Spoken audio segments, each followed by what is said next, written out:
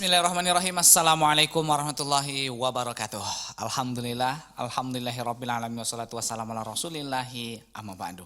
Pemirsa, sahabat keluarga muslim dan sahabat Arisal dimanapun Anda berada, kembali kita di acara podcast Muslim, podcast Muslim sejati. Dan seperti biasa dalam acara ini, kita akan bacakan pertanyaan-pertanyaan yang masuk di meja redaksi kita dan insya Allah akan dijawab ya langsung nanti oleh narasumber kita, tamu kita yang tentunya tidak asing lagi. Ada Ustadz Muslim Maslan MA yang telah hadir. Assalamualaikum Ustadz. Waalaikumsalam warahmatullahi wabarakatuh. Masya Allah, sehat nih Ustadz ya? Alhamdulillah sehat Mas Slamet. Alhamdulillah.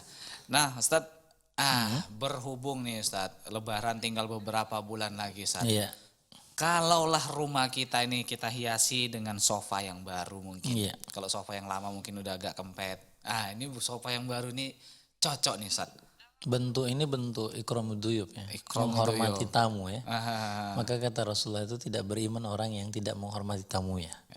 gitu Masya saja. Allah. Jadi kayak mana yang menghormati tamunya Mas Slamet? Ya tentunya dengan menservis mereka ya dengan pelayanan yang baik dan tentunya Ustadz kalau bisa kita dengan sofa baru bisa nanti pesan di UV Light. Masya Allah. Insya Allah.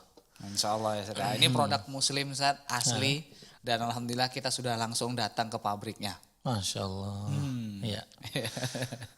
Ya dan insya Allah empuk, kualitasnya pun gak kalah Ustadz ya. Masya Allah, alhamdulillah. Ya semoga saja ya produk UV Line tetap laris manis dan tetap diberkahi. Amin amin ya rabbal alamin. Amin.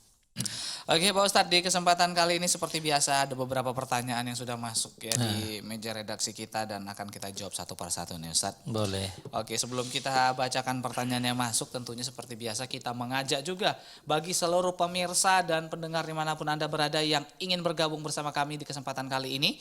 Silakan hubungi kami di 0617944282 atau kirimkan pertanyaan Anda melalui SMS dan juga WA di 085277992202. Langsung saat pertanyaan pertama di kesempatan kali ini. Ya. Berhubungan dengan asmara. Asmara. Wah, asmara nih, Sat. Sedep nih. Pagi-pagi cerita asmara. Biar Iya. menambah hangat. Biar semangat kita. Iya. Iya, dan ini nampaknya berkaitan dengan janda nih Pak Ustadz. Allahu Iya. Akbar. Nah pertanyaannya nih Sat. Ustadz, ada seorang akhwat janda. Iya. Akhwat janda yang datang pada Ana dan siap untuk menjadi istri kedua Ana nih Sat. Masya Allah. Oh, datang sama Ana ya. Namun Ana takut kalau ketahuan istri Ana nih Sat. Atau kalau Ana minta izin kepada istri nanti takutnya bisa rusak rumah tangga nih Sat. Iya. Di lain sisi ada sedikit keinginan sih Sat untuk menyelamatkan akhwat tersebut. Nah mohon nasihatnya nih Sat. Iya. Insyaallah ini nasihatnya cukup berat. Iya nih. Ya, bismillahirrahmanirrahim. Alhamdulillahirabbil alamin wassalatu wassalamu ala asyrafil anbiya'il mursalin wa ala alihi wa sahbihi ajmain amma ba'd. Pemirsa, ikhwan akhwat, Bapak Ibu yang dirahmati Allah Subhanahu wa taala, ini terkait kasus ya. Kasus orang yang kemudian menjadi janda, kemudian mendatangi pertama, secara hukum bolehkah janda mendatangi laki-laki yang dianggap baik agamanya, akhlaknya, kemudian minta dinikahi, ya kan? Secara hukum maka dikatakan boleh. Jadi bukan mesti saja kemudian laki-laki yang mendatangi seorang wanita. Jadi ada beberapa kasus pada zaman Rasulullah, baik kepada Rasulullah juga seorang akhwat yang mendatangi Rasulullah. Itu yang pertama. Nah, yang kedua, kasus kedua di sini adalah kasus tentang poligami. Kasus poligami dikatakan apakah caranya wanita yang mendatangi seorang yang dianggap baik agamanya, akhlaknya, kemudian ditawarkan untuk menikah. Nah, sikap yang menerima seorang ikhwan, ya kan? Dan dia sudah beristri. Pertama dikatakan bagi orang-orang kata Allah Subhanahu wa taala dalam sebuah Al-Qur'an dikatakan bahwasanya fankihu ma tabalakum minan nisa'i mathna wa thulatha wa ruba. Maka kata Allah Subhanahu wa taala, maka nikahilah wanita-wanita itu 2, 3 ataupun 4. Nah, pada asalnya dikatakan para ulama, asal seorang laki-laki nikah itu adalah 2, 3 dan 4. Asalnya adalah poligami atau asalnya adalah ta'addud. dikatakan. Itu adalah asal laki-laki. Nah kemudian fa in khiftum, kalimat ini adalah yang di belakang. Fa in khiftum alla ta'dilu fawahidah. Maka kata Allah Subhanahu wa taala di sini adalah jika kalian tidak mampu, ya kan? Atau jika kalian takut untuk tidak mampu berlaku adil. Nah, ketakutan di sini adalah ketakutan untuk tidak berbuat adil. Seandainya nggak bisa. Iya. Nah, bukan takutnya kepada istri. Ya kan? Jadi tuntutan ini adalah kita takutnya sama Allah Subhanahu wa taala jika kita tidak bisa mendirikan keadilan pada istri-istri yang lebih dari satu. Maka satu itu lebih menenangkan. Ya kan? Lebih menenangkan dalam untuk berbuat adil karena tidak ada lagi yang dilihat yang lain. Iya. Nah, jadi konsep di sini adalah ketakutannya adalah berdasarkan ketakutan keadilan. Sama juga apakah dia datang ataukah kita yang menawarkan, kita melihat dia ketika kita ingin menikahinya, kita berpikir adalah bisa atau tidaknya kita berbuat adil. Ketika bisa dikatakan dan kita mampu, maka lakukanlah. Tapi jika kita anggap bahwasanya ketika kita menikah, ini tidak menegakkan keadilan, baik dia nafkah zahir ataupun batin, maka dikatakan maka hendaklah untuk mengurungkan niatnya. Nah jadi barometernya adalah ketika kita nikah ini bisa berbuat adil nggak ya? Bukan ketika kita nikah ini takut sama istri nggak ya? Bukan. Jadi barometernya salah. Ya, jadi harus diluruskan niatnya adalah ketika kita ingin menikah ini yang kita lihat kalau aku punya 2 istri, punya 3 istri, punya 4 istri, aku bisa atau tidaknya berbuat adil. Ya kan? Yang satu mintanya melebihi dari kebutuhannya.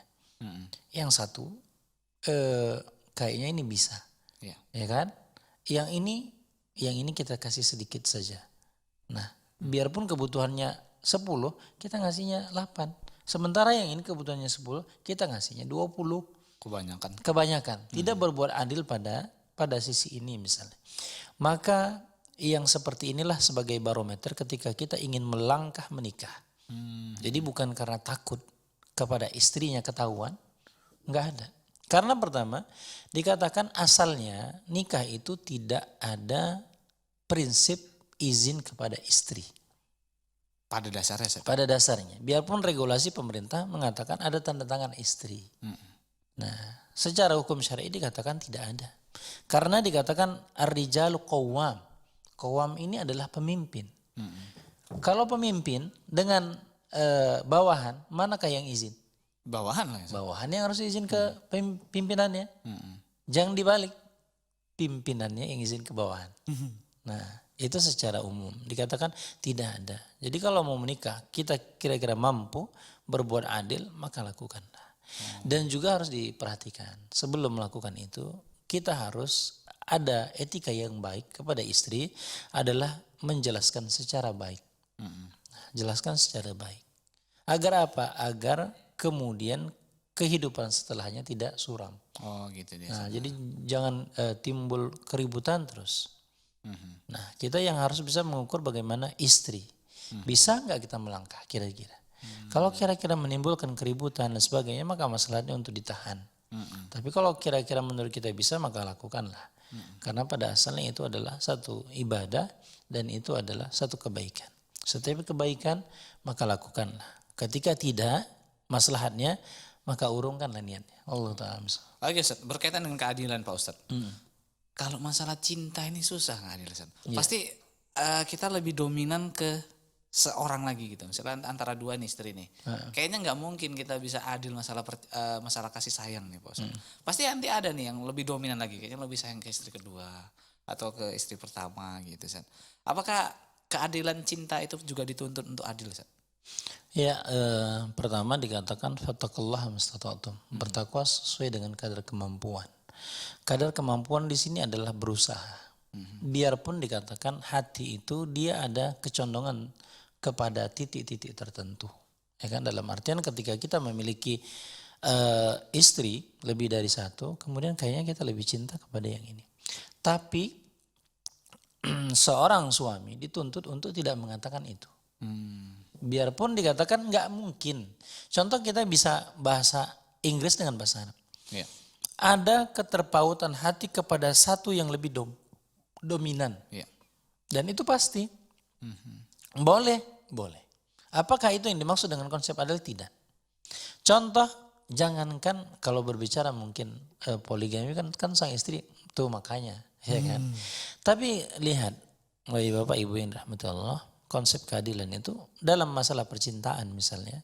Kecintaan kita ketika kita memiliki anak 4. Ya. Ada A, B, C, dan D.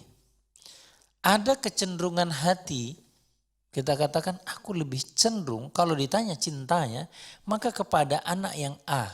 Kenapa? Karena warna kulitnya mirip dengan aku. Dan kita tidak membunyikan kepada anak. Iya kan? Tapi di dalam hati. Sama juga perihal dengan itu. Kan kita dituntut untuk adil kepada anak-anak kita. Untuk memberikan haknya dan tidak boleh menzolimi mereka.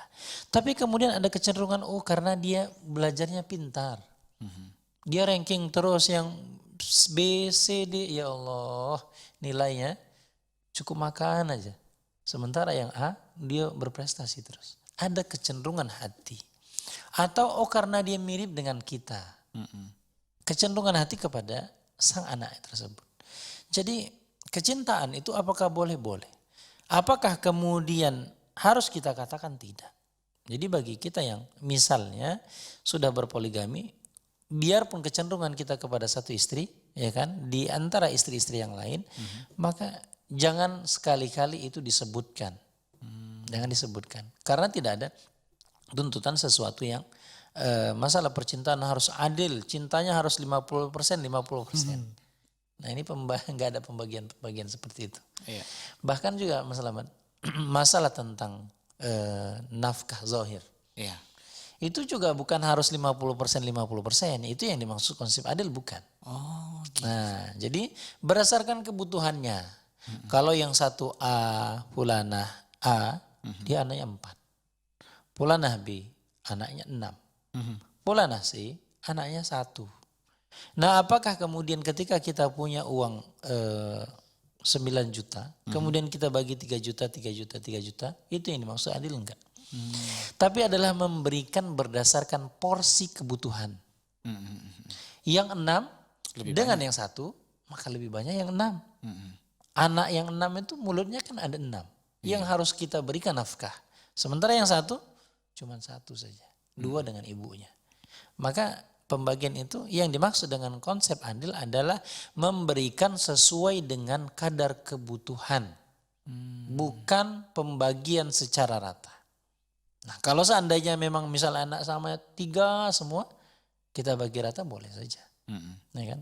Sesuai dengan kadar kecukupan. Itu yang dimaksud dengan adil. Allah ta'ala misal. Oke, Ustaz, terima kasih, Ustaz. Kayaknya Ana nggak mau memperpanjang lah Ustaz cerita ini, Ustaz. Iya. Kan nanti bahaya, Ustaz. Jadi Ana langsung beranjak ke pertanyaan berikutnya nih, Ustaz. Boleh, silakan. Ustaz. Iya, pertanyaan berikutnya, Ustaz. Ini berkaitan dengan mati bunuh diri nih, Pak Ustaz. Di luar negeri lagi ngetren kalau banyak utang, hidup udah nggak tenang, bagus diakhiri aja, kan, Ustaz. Nah, pertanyaannya, Ustaz, apakah orang yang mati bunuh diri itu dosanya tidak diampuni dan kekal di neraka, Pak Ustaz? Iya. Masalah bunuh diri, waliyadzubillah, mudah-mudahan kita dihindarkan dari mati bunuh diri dan keluarga kita. Karena kata Allah Subhanahu wa taala, wala taqtulu anfusakum. Jangan bunuh diri kalian. Innahu kana rahima. Maka dikatakan sesungguhnya Allah itu Maha kasih sayang. Permasalahan apapun yang menimpa kita di dunia ini bukan solusi untuk menyelesaikan masalah adalah bunuh diri. Maka dikatakan bunuh diri ini adalah termasuk dosa besar. Dosa besar. Nah, dosa besar ini apakah kemudian kekal di dalam neraka? Maka dikatakan tidak. Kenapa? Karena kata Allah Subhanahu wa taala dalam Al-Qur'an dikatakan innallaha la yaghfiru ay yushraka bihi wa yaghfiru ma duna dzalika liman yasha. Maka kata Allah, sesungguhnya Allah tidak akan mengampunkan, menunjukkan kekekalan bagi orang-orang pelaku yang mensekutukan Allah. Mensekutukan Allah itu datang ke dukun, mati dalam keyakinan seperti itu, kemudian masih menaruh sesaji-sesaji untuk yang dikeramatkan, persimpangan jalan, di bawah tempat tidur misalnya, atau tempat-tempat yang dianggap keramat. Nah, itu salah satu contohnya misalnya. Nah, orang yang yakin seperti ini atau menyembah kepada berhala, maka dikatakan mereka dalam kesyirikan. Dan ini ketika meninggal meyakini hal ini, maka mereka masuk ke dalam neraka dan kekal di dalamnya. Sementara kata Allah Subhanahu wa taala, maduna dzalik. Maka kata Allah Subhanahu wa taala, dan Allah akan mengampunkan selain pelaku atau dosa kesyirikan. Jadi dalam artian orang yang melakukan perzinahan, orang yang melakukan perjudian, orang yang melakukan bunuh diri, maka ini dosa-dosa besar ini dikatakan maka mudah-mudahan akan diampunkan oleh Allah Subhanahu wa taala. Biarpun prosesnya dikatakan orang yang beriman kepada Allah itu maka terbagi menjadi dua. Satu, orang yang beriman melakukan ibadah, tidak bermaksiat, maka dikatakan mereka mendapatkan naim, mendapatkan nikmat. Yang kedua dikatakan orang-orang yang mukmin asim, adalah mukmin yang bermaksiat kepada Allah Subhanahu wa taala, maka mereka tergolong menjadi dua. Orang yang kemudian mereka diberikan nikmat, diampunkan dosanya, ada orang yang kemudian diazab oleh Allah sehingga selesai dosanya, kemudian baru mereka dimasukkan ke dalam surga. Berarti mampir dulu ke neraka dulu, Ustaz. Iya, tergantung. Kalau Allah memaafkan, mungkin ada amalan-amalan yang lain yang bisa memaafkan dosanya, maka dimaafkan oleh Allah dan dimasukkan langsung ke surga. Yang kedua dikatakan ada mukmin yang bermaksiat, yang kedua adalah dibakar dulu. Dibakar, disiksa api neraka dulu. Kemudian setelah selesai dosanya baru kemudian dimasukkan ke dalam surga. Oke, Ustaz. Oke, Ustaz, kita tahan dulu, Ustaz. Kita harus rehat dulu nih.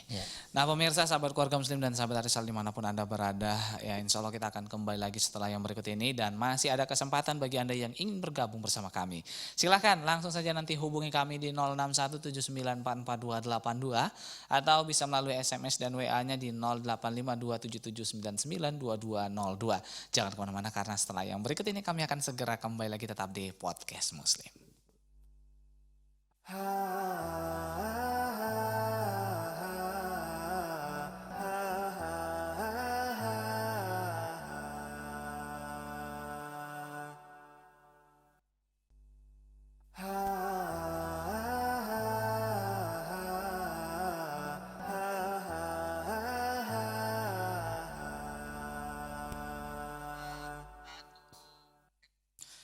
Ya pemirsa, kita kembali lagi di podcast Podcast Muslim Sejati dan tentunya seperti biasa kami mengajak bagi para pemirsa yang punya unek-unek pertanyaan, ya mungkin ada berkaitan dengan kehidupan sehari-hari, mungkin masih mengganjal, ini boleh nggak atau disyariatkan nggak sih, sunnah nggak gitu.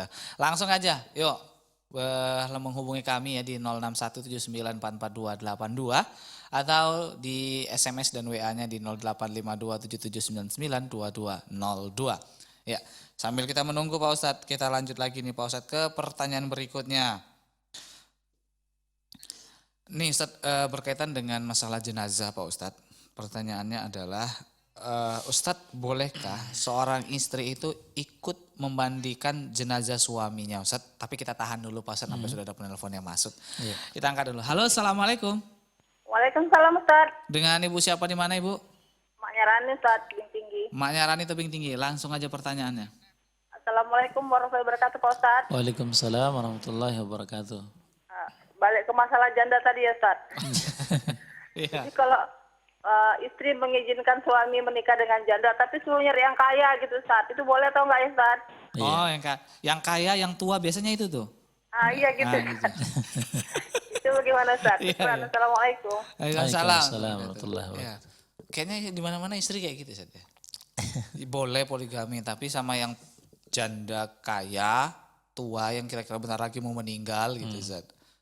Ini gimana Ustaz dengan persyaratan seperti ini Ustaz? Boleh? Ya secara hukum, Ibu yang rahmatullah subhanahu wa ta'ala, menikah itu kan adalah haknya suami. Bukan istri yang mensyaratkan. Ini haknya suami. Kalau dia ridho dan dia mau, silakan saja. Karena pada asalnya ini hak dikembalikan siapa yang menjatuhkan hak. Sementara ini dikatakan hak suami, bagi suami ketika menerima usulan istri harus yang tua, harus yang kaya, kalau itu diterima suaminya maka lakukanlah bagi suami. Tapi bukan itu syarat mutlak. Ketika seorang menikah harus tua, ya Allah, khawatir jadi saingan. Nah bukan seperti itu. Jadi bukan satu syarat mutlak. Ini kadang-kadang kan istri boleh mas nikah. Asal apa? Asal cari yang tua. Asal cari yang kaya. Asal langkahi dulu mayatku. Wah ini yang paling berat nih Ustaz. Nah itu bukan satu syarat. Kalau kita membolehkan maka biarkanlah dia. Atau kita membantu untuk memilihkan, bolehkah? Boleh. Ya kan? Kemudian kita yang nyeleksi, boleh. Kita yang berkenalan, kita yang membangun hubungan baik, boleh. Jadi pada asalnya ketika sang istri, ketahuilah bahwasanya ketika sang istri ridho, maka keridoannya itu besar pahalanya. Kadang-kadang kan kita mikirnya hatiku terbagi, ya kan? Sama juga dikatakan terbaginya ini, dikatakan sama juga dengan anak. Anak tadi kita punya anak 4, apakah dia merasa ketika masih 1, oh jangan lagi tambah 2, kenapa? Nanti terbagi cintanya. Kan enggak. Nah itu ini adalah doktrin barat saja yang kemudian berusaha untuk mengacak-ngacak tatanan syariat Islam. Nah, jadi bagi kita boleh enggak kita menseleksi? Boleh saja bagi sang istri ketika ingin menyeleksi, tapi bukan satu keputusan. Akan tetapi itu adalah sekedar usulan. Jadi jangan dibalik. Pimpinannya tadi saya katakan adalah suaminya. Istri adalah membantu untuk melanggengkan. Jadi ketika suami mau nikah lagi, bagi kita yang bisa menerima hal itu, maka bukan keputusan di tangan kita. Kita bilang enggak, harus dengan fulanah. Suaminya enggak mau. Berapa fulana? 90 tahun. Dia setiap pulang rumah nangis. Jadi dia berpikir adalah bagaimana suamiku senang, bagaimana mencari keridoan seorang suami. Karena pintu surganya seorang istri adalah suaminya. Bukan kau bisa dia, aku nggak kalah saing, bukan itu. Bukan itu yang dituntut, tapi kemudian adalah bagaimana dia senang dan dia bisa menjalankan syariatnya. Dan kita berusaha untuk membantunya. Memang berat. Dikatakan ini memang konsekuensinya. Bagi wanita adalah berat. Maka dikatakan bersabarlah wahai wanita ketika sang suami hendak menjalankan syariat ini. Allah ta'ala misalnya. Gak berani diperpanjang. Saya sebenarnya ingin memperpanjang Ustaz. Oh iya silakan. Tapi kayaknya gak usah lah Ustaz. Ngeri-ngeri sedap soalnya kalau diperpanjang nih Ustaz. Ya udahlah Ustaz, kita ke pertanyaan berikutnya aja Ustaz. Berkaitan tentang memandikan jenazah suaminya, apakah sang istri boleh? Kembali ada telepon Zat. Iya silakan. Ya kita angkat dulu. Halo assalamualaikum. Halo assalamualaikum. Waalaikumsalam warahmatullahi wabarakatuh. Ya dengan ibu siapa dan di mana ibu? Ibu Narti dari Bandung, Ustaz. Ibu Narti di Bandung. Ya masya Allah. Silakan Ibu Narti pertanyaannya. Assalamualaikum, Ustaz. Waalaikumsalam warahmatullahi wabarakatuh. Bolehkah mendoakan orang yang sudah meninggal? Yang di masa hidupnya nggak pernah sholat, Ustaz. Dan apa doanya? Iya. Terima kasih. Assalamualaikum warahmatullahi wabarakatuh. Waalaikumsalam warahmatullahi wabarakatuh. Ya, bolehkah kita mendoakan seseorang yang sudah meninggal dan di masa hidupnya dahulu nggak pernah sholat sama sekali Pak Ustadz. Iya. Tapi kita lihat di KTP-nya Alhamdulillah Islam gitu, Pak Ustadz. Iya. Nah, ini kalau boleh kita mendoakannya, kira-kira apa doa yang layak nih Ustadz? Iya. Terima kasih Ibu yang dirahmati Allah Subhanahu wa taala. Mudah-mudahan kita terus dijaga oleh Allah Subhanahu wa taala dan terus beribadah kepada Allah Subhanahu wa taala. Amin. Nah, bagi orang yang sudah meninggal, apakah mereka boleh kita doakan ketika mereka adalah bagian dari muslim yang bermaksiat kepada Allah dan meninggalkan yang rukun misalnya, dan kita ketahui. Pertama Ibu yang dirahmati Allah Subhanahu wa taala, maka dikatakan batasan seorang muslim dengan manusia lainnya yang tidak boleh didoakan itu adalah ketika mereka non-muslim. Jadi kalau seandainya anak kita, suami kita, tetangga kita, kerabat kita, kemudian mereka non-muslim, bukan agamanya Islam, maka kita tidak boleh mendoakan untuk memohonkan ampun terhadap dosanya. Salah satu contoh dikatakan Rasulullah yang izin kepada Allah Subhanahu wa taala untuk berziarah kubur ke orang tuanya. Maka kemudian dikatakan Rasulullah tidak diberi izinkan, sehingga kemudian diberikan izin. Ketika diberikan izin, kemudian Rasulullah ingin mendoakan agar diampunkan dosa. Maka kata Allah Subhanahu wa taala, itu Muhammad bukan urusanmu. Dalam artian ketika beda agama maka tidak boleh. Ya. Nah, ketika satu agama yaitu sama-sama muslim, biarpun dikatakan ibu yang dirahmati Allah Subhanahu wa taala, tidak ada orang yang hidup di dunia ini yang tidak bermaksiat kepada Allah. Yang maksum itu dikatakan adalah Rasulullah. Itu pun maksum dari dosa-dosa besar. Dosa kecil pernah juga dilakukan oleh Rasulullah. Contohnya apa? Contohnya ada Ummu Ma'tum yang datang kepada Rasulullah. Sementara Rasulullah lagi berbicara kepada pembesar Quraisy pada saat itu. Sehingga kemudian kata Rasulullah, nanti. Kalimat ini kemudian datang teguran dari Allah Subhanahu wa taala mengatakan abasa wa tawalla an ja'ahul a'ma. Kata Allah Subhanahu wa taala, wahai kamu yang bermuka masam. Rasulullah, ini Ummu Ma'tum datang bertanya tentang agama, sudah pasti mencari hidayah.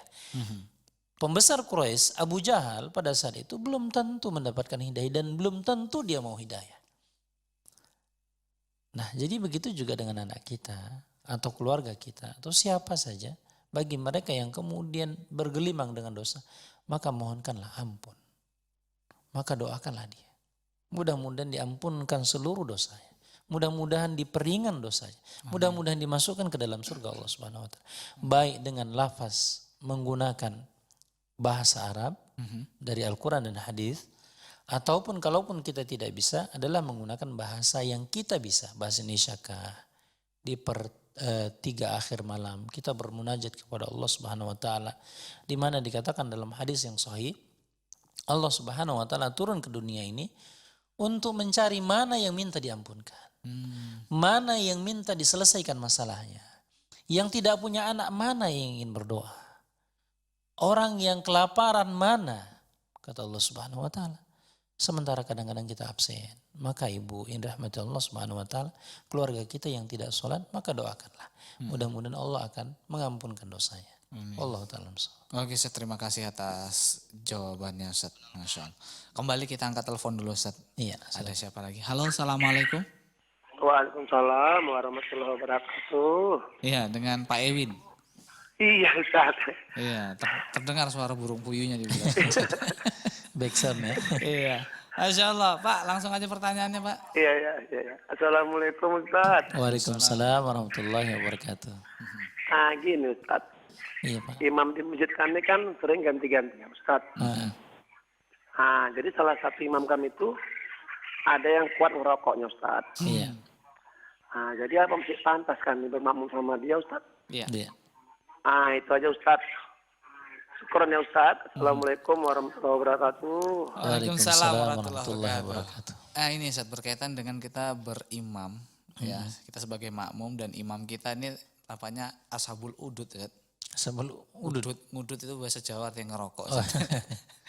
Nah, ini gimana, Ustaz? Apakah masih pantas dia sebagai jadi imam ataukah bagaimana dengan kita ini, Ustaz, ya sebagai makmum nih, Ustaz? Apakah kurang pahala kita atau bagaimana, Ustaz? Ya, untuk mengenai tentang imam, ya kan, maka dikatakan ketika imam itu dipilih adalah wa'alamu bi kitabillah.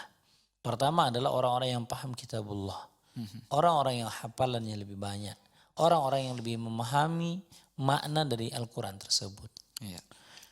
Seandainya apabila mereka sama di dalam satu komplek, satu wilayah, satu desa, dikatakan imamnya sama. Yang maju sebagai imam itu mereka sama-sama paham tentang Al-Quran dan sama-sama hafal. Ketika sama-sama hafal, maka kemudian dilihat manakah yang duluan datang ke tempat itu. Maka mereka adalah orang-orang yang berhak. Nah, seandainya sama juga, maka dikatakan mana yang lebih tua usianya.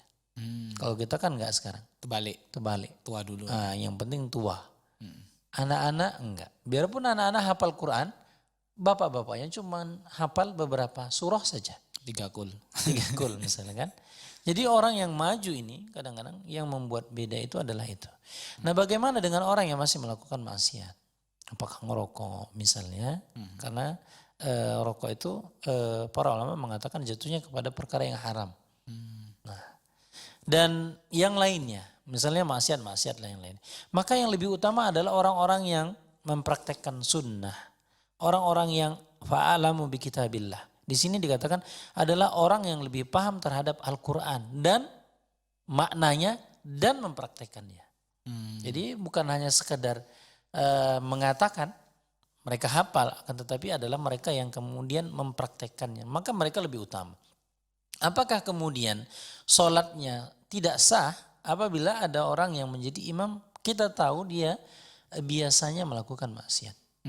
Apakah ngerokok ataukah berjudi dan sebagainya, maka tidak lebih utama dia menjadi imam pada asalnya. Tapi ketika mereka ditunjuk sebagai di jadwal, mereka menjadi imam, maka ikutilah. Jadi jangan kemudian karena kalau kita mencari imam yang tidak pernah bermaksiat, nggak ada. Iya sih. Ya kan? Mau kemana saja, maka memiliki aib masing-masing. Dan yang lebih utama adalah ketika kita melihat ada orang yang lebih kompeten, lebih tidak bermaksiat menurut versi kita, maka mereka lebih utama, didulukan. Dan mereka dianjurkan. Dan orang yang bermaksiat ini dianjurkan untuk bertaubat kepada Allah Subhanahu wa taala, diberitahukan bahwasanya itu tidak boleh. Dan kalau kita punya kekuasaan, kalau misalnya kita BKM kita katakan enggak. Kenapa? Masih merokok misalnya. Agar apa? Agar kekuasaan yang kita punya itu kita gunakan. Menyadarkan orang. Tidak dikasih kesempatan, agar apa? Agar dia kemudian berubah. Itu yang diharapkan. Wallahu ta'ala. Oke Ustaz, Masya Allah. Pak Ustaz, kita tahan kembali Pak Ustaz, karena kita harus rehat lagi nih. Nah pemirsa, sahabat keluarga muslim dan sahabat Risal dimanapun Anda berada, jangan kemana-mana karena setelah yang berikut ini kami akan segera kembali lagi. Tetap bersama kami di Podcast Muslim.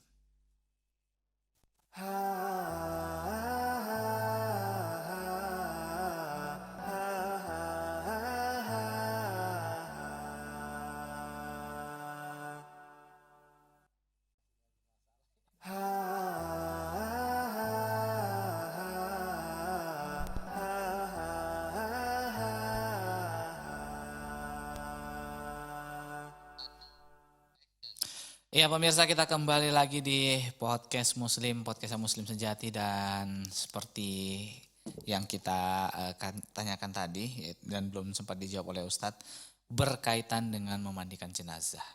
Nah ini pertanyaannya Ustadz, boleh nggak nih Ustadz, seorang istri ikut berpartisipasi memandikan jenazah suaminya Ustadz? Ya, dikatakan dalam sebuah hadis Aisyah radhiyallahu anha, ketika Rasulullah Shallallahu Alaihi Wasallam pulang dari Baqi, dari ziarah kubur di Baqi. Kemudian ketika Rasulullah masuk ke rumah, mendapatkan Aisyah mengatakan, wahai suamiku, duhai suamiku, kepalaku sakit. Kata Aisyah. Maka kata Rasulullah, sesungguhnya kepalaku juga sakit. Jadi pada saat itu Rasulullah dengan Aisyah lagi sedang sakit kepala. Nah, dua-duanya. Maka kemudian Rasulullah Shallallahu Alaihi Wasallam mengatakan statementnya, ma yadurruki law mitti qabli, fakumtu bi ghusluki wa kafanuki wa dafnuki wa salatuki wa dafnuki. Maka kata Rasulullah dalam sebuah hadisnya, maka tidak menjadi masalah. Karena apa? Karena ini antara Rasulullah dengan Aisyah lagi sakit kepala. Maka kata Rasulullah, maka tidak mengapa seandainya kamu meninggal duluan Aisyah ketimbang aku. Atau begitu juga sebaliknya. Kata Rasulullah dalam hadis yang lain dikatakan, maka ketika kamu meninggal duluan wahai istriku, maka aku akan memandikan dirimu.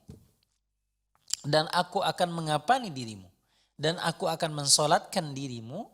Dan aku akan menguburkanmu dalam kuburan. Di sini dikatakan bahwasanya ketika kamu meninggal duluan antara Rasulullah dengan Aisyah, maka kemudian kata Rasulullah, aku akan memandikan dirimu. Iya. Nah, jadi bolehnya lawan jenis memandikan itu pertama dikatakan adalah bagi mereka suami istri. Suami istri, bukan suaminya tetangga, bukan. Ya, suami istri. Atau bagi kita orang tua, anaknya yang belum balik. Bolehkah ibu memandikan anaknya yang belum balik? Boleh. Yang belum balik kan sama, biasanya kalau kita masih kecil, masih bayi dimandikan oleh ibu kita. Boleh nggak sang ibu yang memandikan? Boleh. Nah, itu dia. Kemudian bagi orang-orang yang tidak mendapatkan satu jenis. Dalam artian mungkin di kampung itu cuman perempuan semua. Dan kebetulan yang datang laki-laki. Meninggal. Tidak ada yang memandikan kecuali. Itu pun dikatakan mereka tidak memegang auratnya. Tidak membuka auratnya. Dimandikan ala kadarnya saja pada titik-titik yang menjadi wajib, tidak pada kemaluannya. Jadi tidak bebas seperti antara laki-laki dengan laki-laki atau laki-laki dengan perempuan atau laki-laki suami dengan istrinya. Jadi persis dengan memperlakukan orang yang hidup. Aurat kita boleh dilihat suami atau istri melihat kepada suaminya, suami kepada istrinya. Begitu juga dengan anak kecil yang belum balik. Itu dia Mas Ahmad. Allah Ta'ala. Pak Ustadz, kita tahan dulu. Ada penelpon, kita coba angkat. Halo, assalamualaikum. Halo Bang. Halo, assalamualaikum. Belum ditaruh piring. Halo, assalamualaikum. Waalaikumsalam warahmatullahi wabarakatuh. Ya, dengan siapa di mana Ibu? Di Sumatera Utara. Ya, Ummu Khadijah, silakan pertanyaannya. Iya, begini Ustaz. Setiap amalan itu kan dianya syaratnya itu ibadah itu kan ikhlas ya Ustaz. Iya. Bagaimana jika seorang istri yang membiarkan suaminya berpoligami, namun di dalam hatinya tidak ada keikhlasan, apakah dia masih tetap mendapatkan pahala yang balasannya surga itu Ustaz? Iya, Masya Allah. Hanya karena nggak bisa nolak aja permintaan suami gitu. Atau sebaliknya Ustaz, apakah seorang itu juga dapat pahala jika membiarkan suaminya menikah lagi karena dia sudah tidak mencintainya? Begitu Ustaz. Ya, syukran atas jawabannya. Assalamualaikum warahmatullahi wabarakatuh. Waalaikumsalam warahmatullahi wabarakatuh. Pak Ustadz, kembali lagi nih cerita layang-layang putus nih. Tapi sebelum itu, Ana mau balik ke memandikan jenazah dulu. Ustaz. Iya, silakan. Tadi berkaitan dengan memandikan jenazah. Namanya jenazah itu kita perlakukan seperti layaknya dia hidup gitu Pak Ustadz. Iya. Nah, bolehkah kita orang yang memandikan jenazah itu menyentuh kemaluan dari sang jenazah nih Ustadz? Iya. Nah, ini untuk dicuci atau dibersihkan begitu Pak Ustadz. Boleh nggak Ustadz? Ya, secara umum dikatakan untuk membersihkan tempat-tempat aurat ya, baik kemaluan ataupun dubur misalnya, atau aurat-aurat bahwasanya laki-laki itu dikatakan dari dengkul sampai pusar. Iya. Nah, kemaluannya bolehkah disentuh secara langsung? Tidak boleh. Maka menggunakan alas, baik sarung tangan atau kain dan sebagainya, agar kemudian tidak langsung, ya kan? Untuk menyentuh secara langsung. Baik misalnya duburnya, kan kotornya harus dibersihkan, harus diceboi dan sebagainya, maka lakukanlah. Tapi dengan menggunakan alas, tidak secara langsung. Oh gitu dia. Nah itu yang dianjurkan untuk seperti itu. Karena sama juga ketika hidup, dan ini juga kita sering dapatkan Mas Laman ya. Ketika memandikan itu kadang-kadang dibuka saja, auratnya terbuka. Baik ketika mengelap dengan anduk atau ketika memandikannya. Ini yang senantiasa kadang-kadang rawan ini, ketika kita mandikan itu kadang-kadang dengan secara sembarangan, bahwasanya auratnya terbuka. Dan itu tidak boleh. Karena sama saja ketika masa hidup untuk ditutup, masa akan meninggal juga harus ditutup auratnya. Itu dia Mas Slamet. Oke Ustaz, terima kasih. Ya, kita kembali ke pertanyaan Ummu Khadijah berkaitan dengan ibadah itu harus ikhlas Ustaz. Iya. Poligami kan ibadah Ustaz. Mengizinkan suami berpoligami juga termasuk ibadah. Tapi di hati nggak ikhlas Ustaz. Apakah masih berbuah pahala Pak Ustaz? Ya sama saja ketika kita ikhlas atau tidak ikhlas ketika suami sudah menikah, pada asalnya kita nggak bisa ngapa-ngapain. Maka lebih baik bagi kita adalah mengikhlaskan. Karena di sini dikatakan kalau kita tidak ikhlas, maka kita tidak akan mendapatkan pahala. Sementara dikatakan di sini adalah ketika kita ikhlas kita akan mendapatkan fadilah yang besar. Mendapatkan ganjaran pahala dari Allah Subhanahu wa taala. Jadi ibu yang rahmati Allah Subhanahu wa taala, kita harus bisa membedakan antara ikhlas atau tidak ikhlas dengan kecemburuan. Ya. Kalau cemburu dikatakan, maka para istri Rasulullah itu juga dengan cemburu. Salah satu contoh dikatakan. Istri Rasulullah Khadijah sudah meninggal dunia. Ketika Rasulullah bercerita tentang Khadijah, maka Aisyah cemburu. Maka kata Aisyah, sesungguhnya aku lebih cemburu melihat Khadijah. Padahal sudah meninggal, sudah di kuburan. Tapi rasa cemburu itu masih ada. Cemburu Aisyah. Kemudian dikatakan Aisyah, cemburu melihat Sofia, istri Rasulullah yang lain, Sofia. Kemudian Rasulullah ketika waktu itu Aisyah bertanya kepada Rasulullah, ya Rasulullah, apa sih kelebihan dari Sofia istrimu itu? Sudahlah pendek, gemuk, ya kan? Maka kemudian Rasulullah marah kepada Aisyah. Bukan tidak cinta kepada Aisyah, tapi kemudian ingin meluruskan. Kata Rasulullah, wahai Aisyah, perkataanmu ini yang menceritakan aib orang lain, Sofia, menjelaskan, kan bahasa kita tuh kayaknya udah pendek, gembrot kan gitu. Ya kan? Menceritakan aib orang lain dikatakan, ini adalah bentuk ghibah. Benar, tapi itu aib. Maka nggak boleh dibicarakan. Karena itu ghibah. Kata Rasulullah, seandainya masukkan ke dalam air lautan, maka lamazajjatuh. Maka air lautan akan menjadi busuk dengan ucapan kita itu. Jadi dosa besar melakukan ghibah itu. Maksudnya kata Rasulullah, kata para ulama itu, kita boleh cemburu selaku istri kepada istri yang lain, boleh cemburu boleh. Aisyah itu ketika Rasulullah di rumah Aisyah, ada sahabat yang membawakan makanan dari istri lain, datang Aisyah, piringnya kemudian dihancurkan, dibanting. Kecemburuan. Kata Rasulullah maksudnya adalah boleh cemburu silahkan. Tapi jangan kelewat batas sehingga kita melakukan dosa. Boleh cemburu tapi nggak boleh suuzon kepada orang lain. Kepada istri, kepada suami kita boleh suuzon enggak. Kita ingin mencari pahala, suami kita ingin mencari pahala. Nangisnya ibu, nangisnya ketika kita di poligami, nangisnya akan lebih bernilai ketimbang nangisnya ketika kita tertimpa musibah. Ya kan? Maka kemudian di sini dikatakan, maka cemburu boleh tapi jangan sampai pada titik suuzon. Kayak ini pasti kesana jalan-jalan memberikan uang yang lebih dan sebagainya. Kita suuzon kepada suami. Kemudian dikatakan juga kita sehingga kemudian kita ghibah. Apa sih kelebihan sana? Itu pasti dia orangnya seperti ini dan seperti ini. Kita menghibah. Maka kita ingin mendapatkan pahala yang besar, pasti setan juga akan lebih gampang menggelincirkannya. Pasti setan akan terus mengganggu bagi orang-orang yang beribadah besar. Itu pasti. Iya. Allah ta'ala. Masya Allah. Pak Ustadz, sebenarnya kalau kita cerita masalah poligami ini nggak ada habis-habisnya Iya. Pak Ustadz. Tapi karena waktu kita memang sudah habis, insya Allah kita akan lanjutkan kembali di esok hari. Iya. Insya Allah. Nah pemirsa, sahabat keluarga muslim dan sahabat dari dimanapun Anda berada, sampai di sini dulu perjumpaan kita di kesempatan kali ini. Semoga apa yang kita dengarkan tadi menjadi tambahan ilmu bagi kita semua, dan kita ucapkan terima kasih kepada Al Ustadz yang telah hadir dan telah membimbing kami ya dalam menjalani kehidupan ini. Syukur jazakallahu khairan. Amin. Kami tutup perjumpaan kita di kesempatan kali ini dengan doa kafaratul majelis. Subhanaka Allahumma bihamdika asyhadu alla ilaha illa anta astaghfiruka wa atubu ilaik. Wassalamualaikum warahmatullahi wabarakatuh.